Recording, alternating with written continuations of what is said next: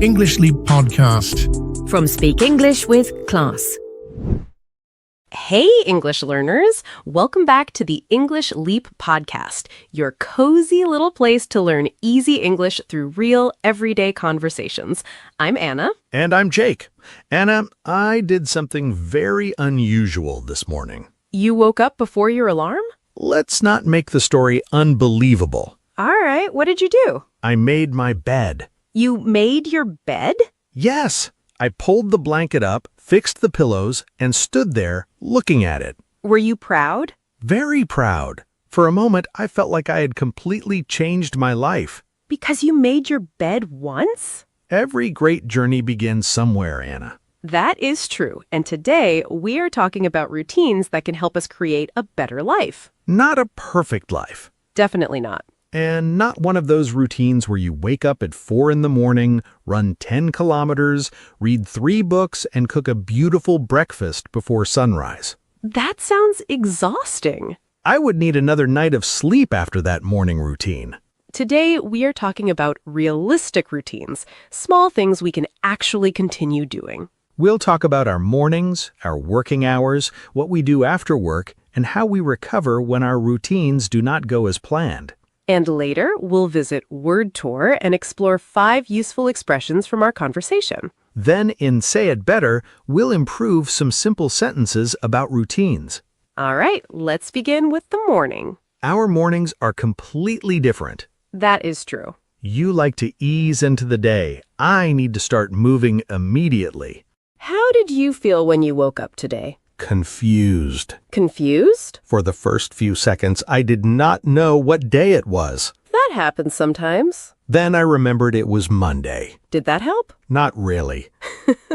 What do you usually do after your alarm rings? I stand up immediately. If I stay in bed, I begin negotiating with myself. Your responsible side says, get up. And my sleepy side says, 5 more minutes. Which side normally wins? The sleepy side is very persuasive. So getting out of bed quickly works for you. Yes, I open the curtains, wash my face, and walk around a little. I need movement before my brain understands that the day has started. I prefer a slower beginning. What do you do? I drink some water and sit quietly for a few minutes before checking my phone. You just sit there? Sometimes I look outside.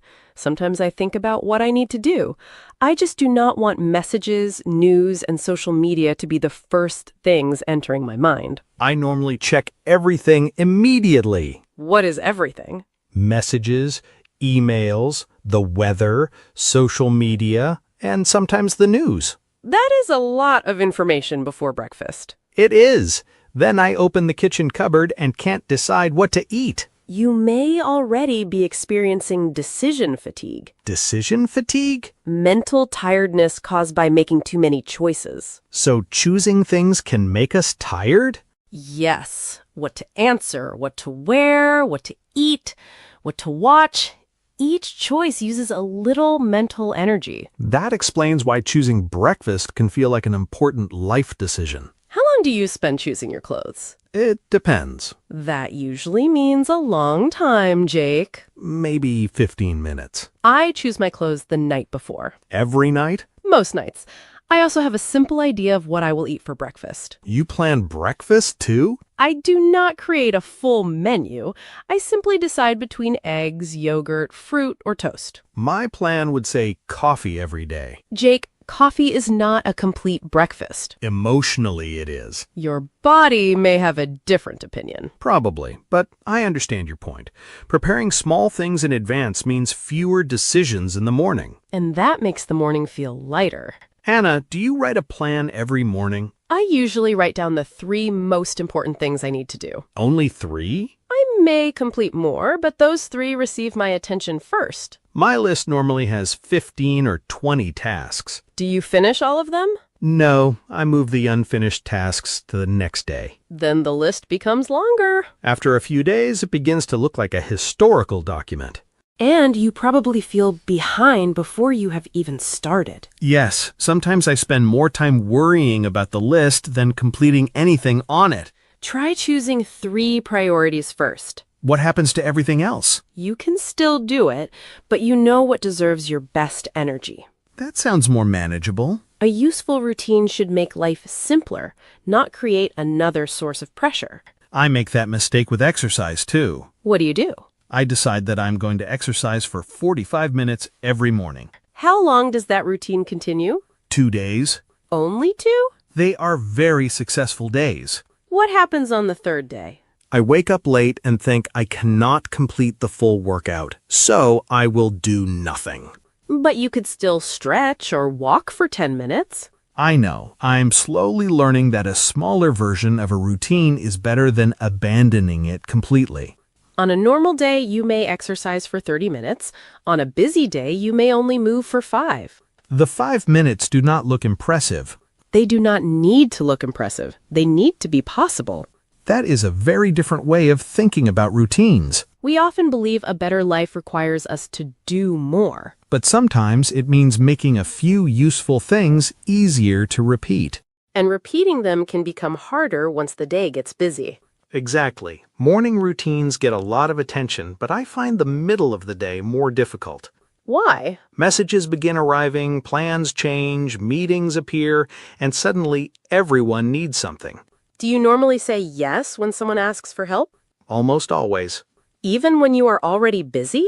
Yes, I do not want to disappoint people. Be careful not to overcommit. Overcommit means accepting more tasks or plans than you can realistically manage. Right. What happens when you do that? At first, I feel helpful. Later, I feel trapped. Because you have promised too much. I accept another task, agree to another meeting, and tell someone I can help, then my own work is still waiting at the end of the day. You can be helpful without pretending you have unlimited time. I know, Anna, but saying no feels uncomfortable. You do not always need to give a direct no.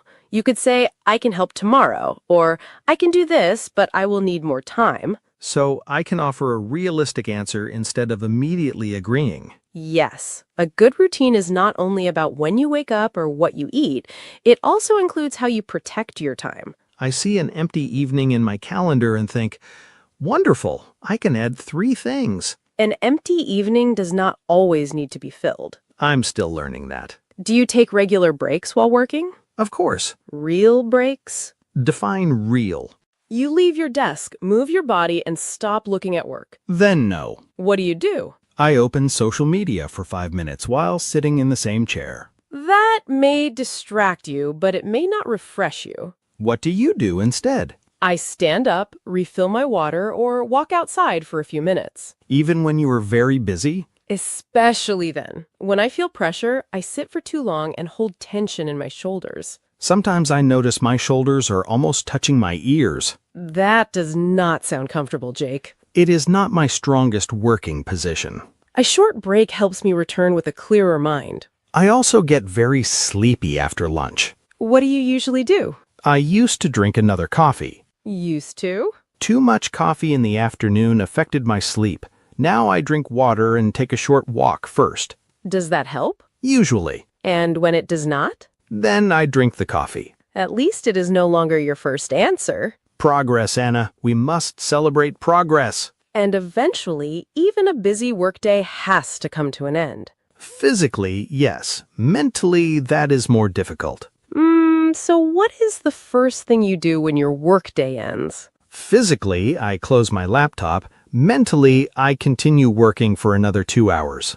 You keep thinking about unfinished tasks? Yes, I remember something I forgot, think about tomorrow, and replay conversations from the day. Before I finish work, I write down anything that is still on my mind. What do you write? Unfinished tasks, reminders, and where I need to begin tomorrow. Why does that help? My brain no longer needs to keep reminding me. The information is written down. So you were telling your brain, you can stop holding this now. That is the idea. I need a clearer ending to my workday. What do you currently do after work? I sit on the sofa and look at my phone. Does that help you decompress? Decompress means slowly releasing stress after a busy or demanding period. Yes. Sometimes it helps, but sometimes I finish work tired and leave my phone feeling even more tired. Because your mind is still receiving information.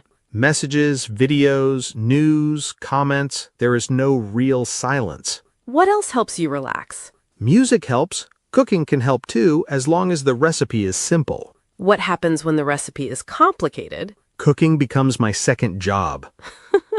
What do you like to make? Pasta, eggs, soup, and anything that only needs one pan. Why one pan? One pan means one pan to wash. My cooking system is built around avoiding dishes. Do you cook every evening? Sometimes I prepare enough food for 2 days. That also reduces decision fatigue the following evening. Yes, dinner is already waiting, so I do not need to stand in the kitchen asking myself what I want. My favorite way to decompress is taking a short walk after work. Is it exercise or relaxation? Mostly relaxation. It creates some space between work and the rest of my evening. Maybe that is what I'm missing. I close the laptop and immediately enter another screen. Even 10 quiet minutes can create a transition. A walk, some music, or cooking without looking at my phone. Something that tells your mind the workday is over. So, Anna, what is your favorite part of your evening routine? Making tea after dinner. Every evening? Almost every evening. I make tea, lower the lights, and read for a while. That sounds like a signal. It is. It tells my mind that the active part of the day is ending. Do you need to remind yourself? Not anymore. It has become second nature.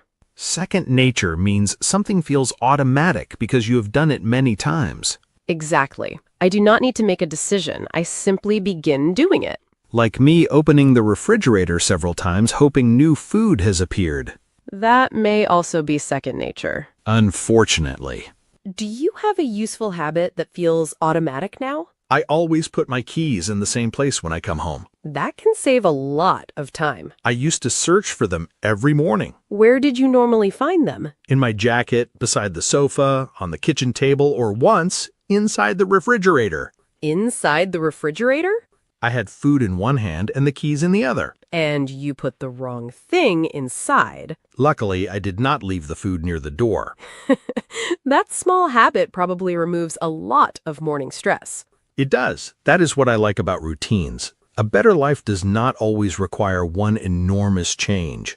Small systems can make everyday life much easier. What about your phone at night? I charge it on a table away from the bed. Why so far away? If it's beside me, I will check it without thinking. When it's across the room, I need to stand up.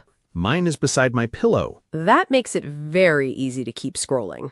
I say, one more video. And then? 20 minutes disappear. Only 20? We do not need to investigate the exact number.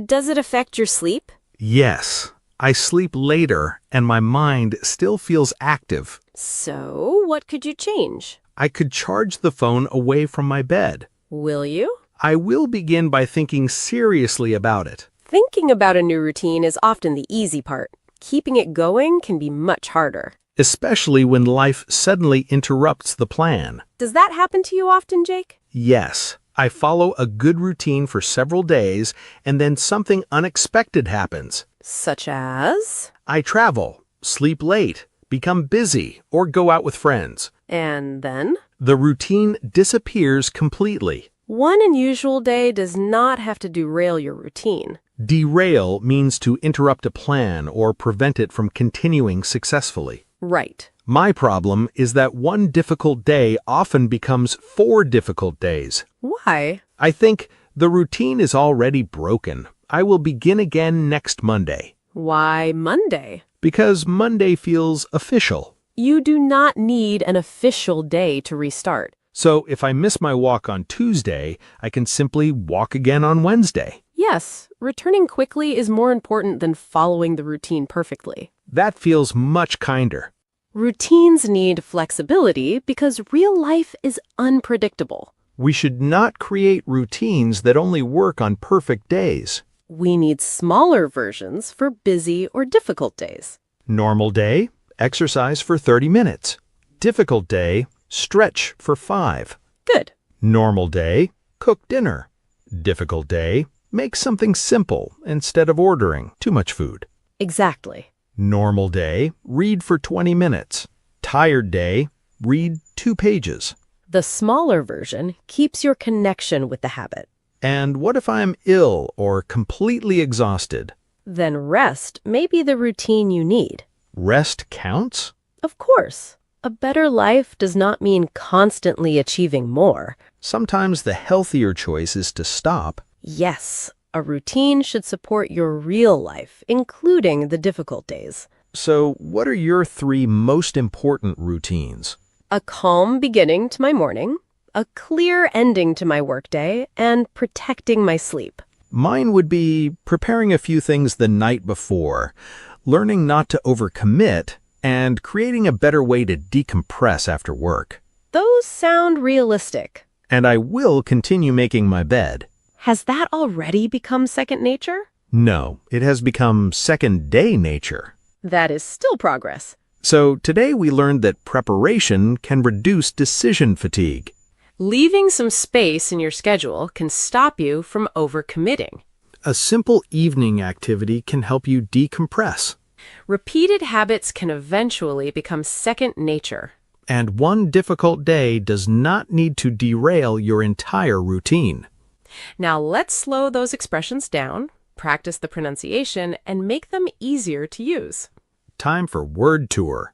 Our first word is decompress. Decompress. Decompress means to gradually release stress and relax after a busy or demanding experience.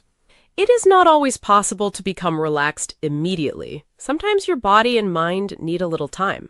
You could say, I take a short walk after work to decompress. Slowly releasing the pressure. And returning to yourself. Our next word is overcommit. Overcommit. Overcommit means to accept more tasks, plans, or responsibilities than you can realistically manage. You may want to help everyone, but your time and energy are limited. You could say, I overcommitted this week, so I have no free evenings. Too many promises. And not enough time. Our next expression is second nature.